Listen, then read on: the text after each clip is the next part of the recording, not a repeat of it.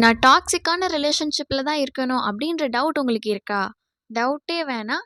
இன்னைக்கு நம்ம செக் பண்ணி பார்த்துடலாம். நான் இப்போ ஒன்று ஒன்றா சொல்கிறது உங்களுக்கு இருக்கான்னு கவுண்ட் பண்ணிகிட்டே வாங்க. First one lying. அடிக்கடி பொய் சொல்கிறாங்களா?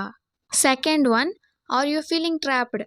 எங்கேயோ மாட்டிக்கிட்டோமே அப்படின்ற மாதிரியான ஃபீலிங் உங்களுக்கு இருக்கா? Third one presence of physical or verbal abuse.